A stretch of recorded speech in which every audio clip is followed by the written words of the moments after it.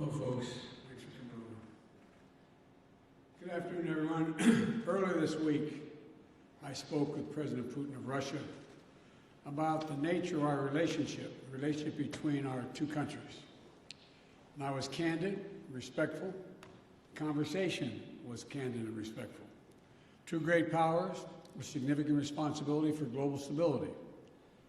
And President Putin and I have had a significant responsibility to steward that relationship. I take that responsibility very seriously, as I'm sure he does. Russia and Americans are both proud and patriotic people.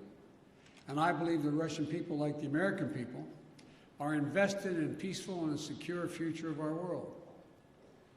During the campaign for the presidency, I was unequivocal that if I was elected president, I'd respond to any attempt to influence our elections, the last election, and because elections are sacred. They're sovereign undertakings. They're an expression of the will of the American people. And we cannot allow a foreign power to interfere in our democratic process with impunity. And I told them if it turned out that as I thought, that there was engagement in our elections, that I'd respond. Later, during the transition, as we learned more about the SolarWinds cyber intrusion, I made clear that I would respond once we determined who had, in fact, conducted a hack on the scope and scale that occurred.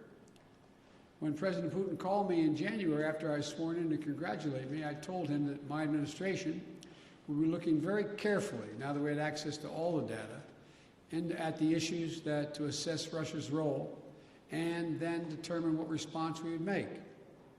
When we spoke again this week, I told him that we would shortly be responding in a measured and a proportionate way because we had concluded that they had interfered in the election and SolarWinds was totally inappropriate. Today, I've approved several steps, including the expulsion of several Russian officials as a consequence of their actions. I've also signed an executive order authorizing new measures, including sanctions to address specific harmful actions that Russia has taken against U.S. interests. I was clear with President Putin that we could have gone further, but I chose not to do so. I chose to be proportionate. The United States is not looking to kick off a cycle of escalation and conflict with Russia. We want a stable, predictable relationship. If Russia continues to interfere with our democracy, I'm prepared to take further actions to respond. It is my responsibility as President of the United States to do so. But throughout our long history of competition, our two countries have been able to find ways to manage tensions and to keep them from escalating out of control. There are also areas where Russia and the United States can and should work together. For example, in the earliest days of my administration, we were able to move quickly to extend for 5 years the New START Treaty and maintain that key element of nuclear stability between our nations. That was in the interest of the United States, of Russia, and quite frankly, of the world. And we got it done. When I spoke to President Putin, I expressed my belief that communication between the two of us personally and directly was to be essential in moving forward to a more effective relationship, and he agreed on that point. To that end, I propose that we meet in person this summer in Europe for a summit to address a range of issues facing both of our countries. Our teams are discussing that possibility right now. And out of that summit, were it to occur, and I believe it will, the United States and Russia could launch a strategic stability dialogue to pursue cooperation in arms control and security.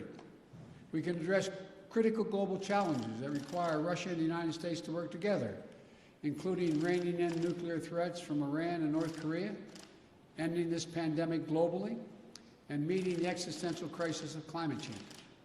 I also made clear to President Putin that the United States is unwavering in our support of our allies and partners in Europe. In that vein, I expressed concern about Russia's military buildup on Ukraine's border and in occupied Crimea. I affirmed U.S. support for the sovereignty and territorial integrity of Ukraine, and I strongly urged him to refrain from any military action. Now is the time to de-escalate. The way forward is through thoughtful dialogue and diplomatic process. The U.S. is prepared to continue constructively to move forward that process. My bottom line is this: where there's an interest in the United States to work with Russia, we should and we will. Where Russia seeks to violate the interests of the United States, we will respond. We'll always stand in defense of our country, our institutions, our people, and our allies. Thank you very much for your time. Did President Putin give you any indication in that call that he is willing to change his behavior? We indicated we would talk about it. I laid out, as I said, very simply. I said during the campaign, I said when he called to congratulate me on being elected, I said subsequent to that, this last conversation, that if it turned out that he was engaged in activities that he'd been accused of in cybersecurity and solar winds and interfering in our elections, that I would respond in kind. I urged him to respond appropriately, not to exceed it, because we can move as well. My hope and expectation is we'll be able to work out a modus vivendi, but it's important that we have direct talks and that we continue to be in contact with one another. Thank you.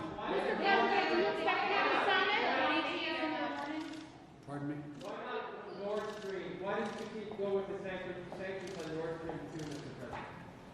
Nord Stream 2 is a complicated issue affecting our allies in Europe.